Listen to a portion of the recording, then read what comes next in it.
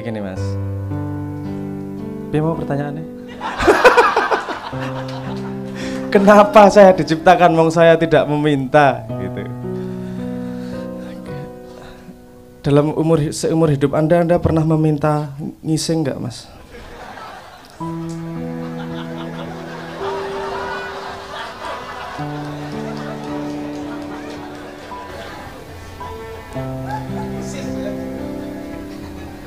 Tuhan, saya pengen ngising besok jam 8:15. Semoga tidak mencret, keluarnya bulat-bulat dan kelihatan sehat. Genjernya tidak keluar sebagai genjer jijik. Banyak hal yang kita lakukan yang tidak kita minta. Banyak hal yang kita alami tidak kita minta. Mungkin urusan permintaan itu kan juga harus kita perluas. Mungkin kesadaran Anda tidak meminta, tapi keseimbangan tubuh Anda meminta Anda untuk ngising. Jadi di sini kan urusannya Anda tahu meminta atau tidak. Seperti kita ketahui bersama, lahir itu pasti ditutupi sama hijab. Jadi banyak informasi yang tertutup sebelum kita lahir. Anda mungkin nggak ingat kalau Anda minta dilahirkan seperti Anda. Dan nulis kurikulum sendiri, nanti aku menanyakan kepada diri saya kenapa saya diciptakan. Nah, jadi kalau konsepnya seperti itu, bahwa Anda ada perjanjian sebelum lahir dan ada alasan dan kurikulum kenapa harus lahir sekarang, itu yang bisa jawab ya Anda sendiri. Kenal lo karo jabang bayimu, kenal lo sama sejatinya dirimu untuk menemukan kenapa kau dilahirkan. Mungkin ada indikasi-indikasi hidup, mungkin ada indikasi-indikasi hidup. Misalnya Anda kok dari kecil aku kena masalah hutang terus ya. Dari kecil kenapa saya jadi pemarah terus ya. Mungkin itu indikasi bahwa PR Anda dalam hidup yang ini adalah untuk mengatasi masalah kemarahan dalam diri Anda. Jadi kalau kita mau melihat agak lebar mundur ke belakang sedikit, akan terlihat tren dalam hidup apa yang terjadi. Mungkin kita bisa membaca di situ kenapa kita dilahirkan, kenapa kita hidup. Kalau kita melihatnya pada rentang hidup, maksudnya rentang hidup adalah ketika dari kita dilahirkan sampai kita mati, mungkin kita akan susah melihat kenapa kita dilahirkan. Coba sekali-sekali melihat dari rentang nyawa, dari nyawa diciptakan sampai nyawa nanti kembali kepada Tuhan. Di situ akan mungkin ada informasi-informasi yang bisa membantu menjawab kenapa Anda dilahirkan. Bisa jadi Anda dilahirkan untuk memberi cobaan kepada orang tua Anda juga bisa. Siapa tahu.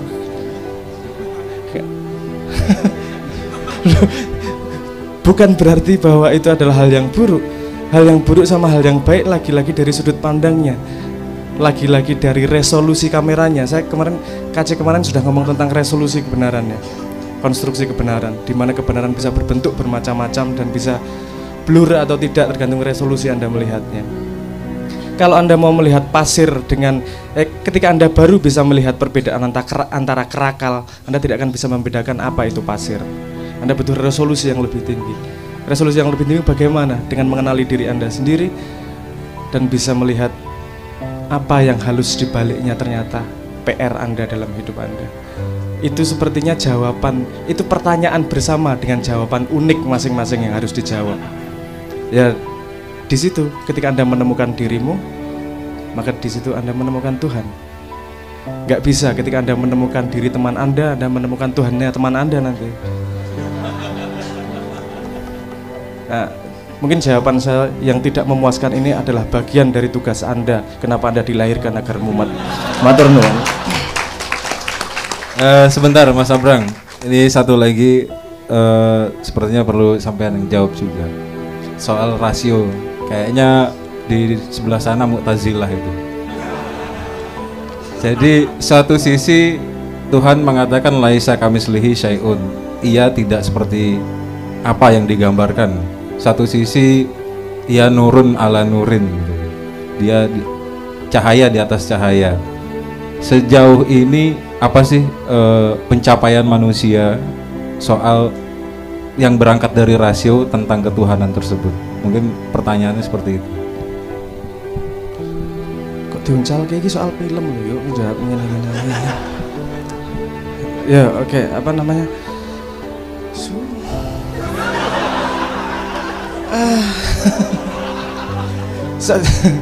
Saya dulu kuliahnya fisika mas, bukan filsafat. Jadi, tapi filsafat itu akarnya fisika ya. Jadi mau tidak mau ya tanggung jawab ini. Oke, apa?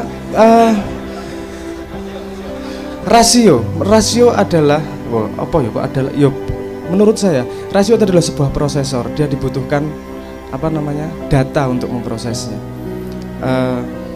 Nah ini data ini kan variabel, ada data yang bisa dilihat, ada didengar, dan ada yang dipercayai.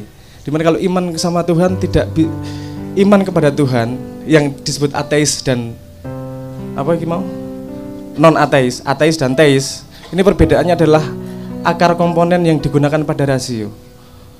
Sama-sama memakai rasio benar. Yang satu memakai rasionya gini. Kalau menurut saya yang tidak percaya sama Tuhan, dia tidak bisa menemukan rasio adanya Tuhan dari bahan-bahan yang dia percayai sebagai benar. Tidak bisa dilihat, tidak bisa didengar, informasi-informasi agama tidak dia bisa masukkan sebagai komponen, sehingga dia tidak bisa mempercayai Tuhan. Tapi tetap nomor satu adalah kepercayaan dia terhadap rasionya. Kalau yang percaya pada Tuhan mungkin approach-nya agak lain.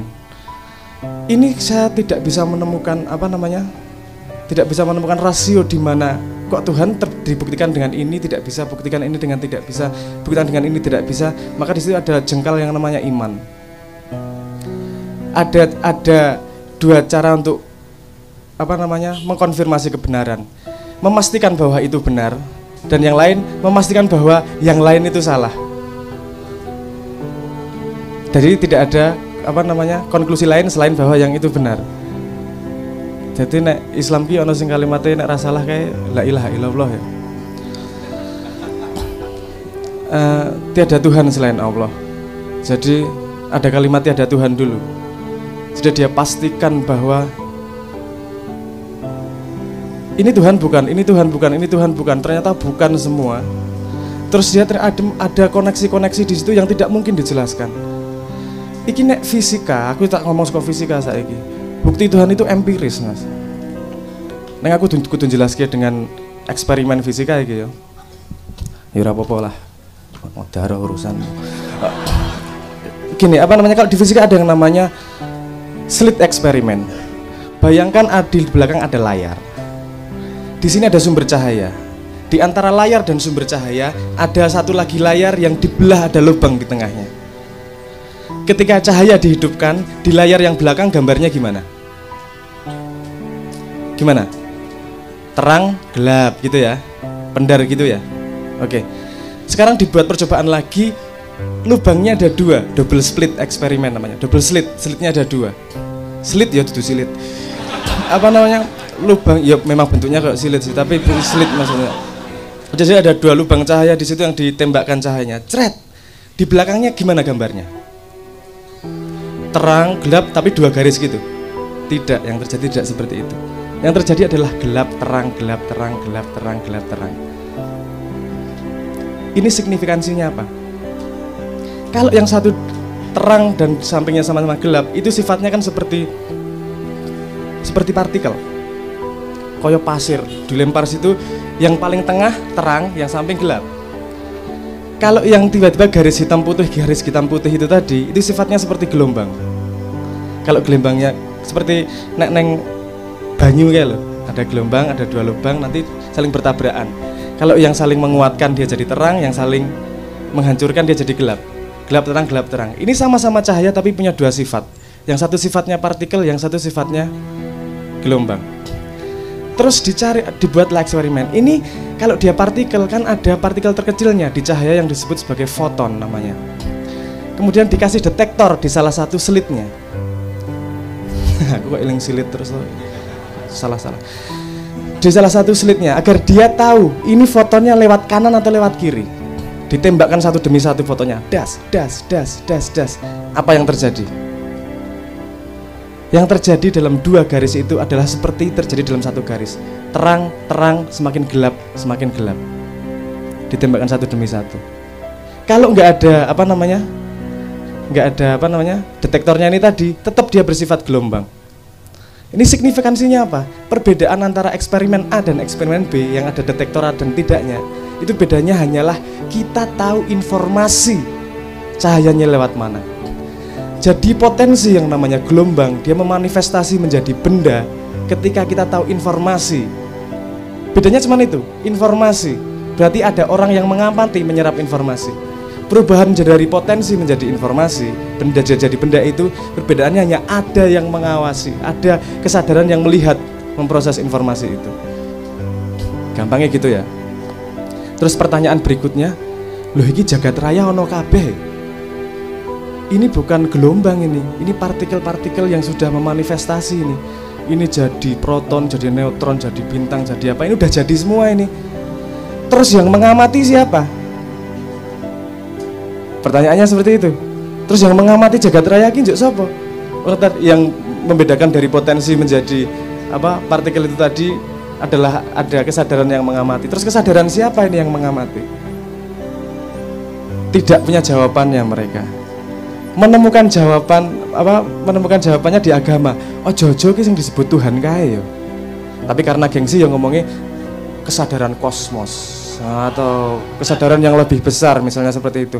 Tapi kalau Anda lihat mungkin sekitar tahun 1930-40-an itu ketika eksperimen itu populer, banyak yang jadi pendeta, banyak yang ke agama dan segala macam. Karena mereka sadar bahwa ada komponen-komponen yang ternyata sains ini masih muda juga untuk mencoba memahami alam. Ada mungkin agama yang sudah punya jawabannya walaupun belum kita tahu sebabnya. Menurut saya bedanya ateis sama teisme adalah rentang iman di situ. Kita percaya sama Tuhan, percaya sama itu, urusannya kan ya urusan percaya. Percaya dulu, kita mencari buktinya kemudian. Bukan mencari buktinya sehingga percaya. Wong kita membuktikan ini hari Jumat aja nggak bisa kok. Apa buktinya hari Jumat? Jumatan, gue Jumatan gara-gara apa? Gara-gara Jumatan bolak-balik gue wong kentir gue orang. Enggak. Jumat kan karena persetujuan. Urusannya persetujuan bersama bahwa ini adalah Jumat. Anda lupa dulu ada 10 hari yang hilang dimajukan. Jumat sebenarnya nggak jadi Jumat. Udah dimasukin Juli sama Agustus. Apa benar-benar Jumat? Ini kan urusan persetujuan. Kita membuktikan ini hari Jumat sebenarnya Jumat menurut Allah Subhanahu wa taala aja nggak bisa. Jangan itu iman juga sebenarnya. Iman yang tidak diamini mungkin. Tapi itu persetujuan bersama. Nah menurut saya rasio itu sangat perlu karena saya langsung nyambung ke tema ini karena kesempatan terbuka. Rasio itu sangat perlu karena begini, kalau setahu saya membaca Quran, membaca alam, mencari kebenaran itu kan butuh, katanya membaca Quran harus suci. Suci kuwi piye? Wudu, ngono ya. Itu suci wadak. Kan harus suci pikir juga. Jangan lupa, nggak hanya suci wadak, perlu juga suci fikir. Sekarang kita tarik dari informasi yang ada tentang suci wadak. Suci wadak itu piye carane? Wudu dengan kategori airnya ada nggak? Ada air mutlak, ada air musamas, mustakmal, mutanajis, gitu ya. Air mutlak adalah air yang bersih, benar-benar bersih. Kalau air musamas adalah air yang udah kena panas, udah kena matahari gitu ya. Masih bisa buat wudu. Masih bisa. Oke, kalau air mustakmal, air yang sudah dipakai, bisa dipakai wudu atau enggak? Enggak bisa ya. Kalau air mutanajis, air yang sudah mengandung najis. Oke, kalau dalam pikiran, bersuci pikiran, kan kita butuh rasio untuk menentukan mana wudunya pikiran dengan air yang mana. Kalau dalam pikiran yang disebut sebagai air mutlak itu yang seperti apa? Ini nyambung kepada dulu Cak Nun pernah ngomong bahwa ilmu paling murni itu ya disiplin matematika. Karena menurut saya air mutlak adalah matematika di situ. Disiplin rasio, bahasa alam semesta, bahasa rasio, bahasa kemurnian. Karena kenapa dia murni? Karena kita tidak terlibat di dalamnya. 4 tambah 4 Anda pendukung Jokowi atau pembenci Jokowi sama dengan 8, nggak ada bedanya. Kita tidak terlibat sama sekali di situ. Matematika adalah matematika, dia berdiri sendiri. Bagaimana kita mengikuti fakta tanpa kita ikut terlibat di dalamnya. Yang paling suci di situ. Yang kedua adalah air musamas, air yang sudah berhubungan dengan dengan alam ya, matahari dan seterusnya. Itu kalau di ilmu saya nyebutnya ilmu fisika. Ilmu fisika karena fisika itu belajar tentang alam. Pendapat dia tentang kejadian di alam tidak penting. Kalau kelapa jatuh ya kelapa jatuh, kecepatan segitu. Bahwa presisinya tidak kita bisa jangkau dengan 100%, itu memang karena kita tidak mampu untuk mencapai situ. Ada kemampuan kita, ada limitasi di situ. Jadi dia masih bisa untuk mencari kebenaran, untuk bisa mencari Tuhan, walaupun ada degradasi sedikit di situ, seperti air musamas. Terus yang ketiga, ya aku rada ngeri ngomongnya. Yang ketiga adalah air muktamal ya. Mustakmal. Air mustakmal, air yang sudah dipakai wudhu. Ini terjemahan saya. Di sini air yang sudah dipakai wudhu adalah orang sudah memakai akalnya, sudah memakai rasionya untuk membersihkan dirinya sendiri. Outputnya berarti adalah tafsir-tafsir Al-Quran. Jadi tafsir-tafsir yang ada di kasanah kita ini itu tidak bisa buat berwudu mencari kebenaran, karena itu sudah dipakai wudu penulisnya. Itu adalah output dari dia berwudu dan mencari kebenaran dalam Qurannya. Kalau kita melihat sebagai referensi untuk mencari kebenaran nggak masalah, tapi kita tidak bisa 100% menggunakan itu sebagai tempat berwudu, karena itu wudunya orang lain. Yang terakhir adalah air mutanajis. Ini kan bedanya tadi antara air itu tadi, bedanya seberapa besar invest manusia ke dalam informasi itu. Ini air mutanajis nomor 1 seperti yang dikatakan tadi, media massa, informasi media massa, karena di situ tidak ada. Itu manusia sangat-sangat terlibat, ilmu sosial dan media massa terutama kalau yang bisa dilihat. Orang menulis pasti ada motifnya, ada tujuannya, ada kerangkanya. Itu tidak mungkin bisa dijadikan untuk berwudu, untuk mencari kebenaran yang sebenar-benarnya. Dia hanya hin, hanya petunjuk-petunjuk kecil-kecil untuk mencari kebenaran. Jadi rasio amat sangat penting, bukan cara menggunakan rasionya itu sendiri. Rasio digunakan untuk menganalisa guna rasio itu sendiri. Ya, begitulah sedikit banyak. Piye rasiomu wis umup rong iki. Jadi saya ingin mengatakan bahwa rasio amat sangat penting, karena agama diciptakan untuk orang-orang yang berakal, dan akal itu salah satu senjata utamanya itu yang namanya rasio. Bahwa kita menuhankan rasio, kita menuhankan siapa, uang, menuhankan apa, itu kita terjebak dalam, kalau kepercayaan yang sudah kita percaya ya kita terjebak dalam la ilaha. Tapi diperlukan itu mungkin dalam perjalanan setiap orang, karena PR orang masing-masing untuk menemukan ilallahnya, asal tidak pernah kita berhenti mencari dalam hidup kita. Ngoten dhisik. Matur nuwun. Assalamualaikum warahmatullahi wabarakatuh.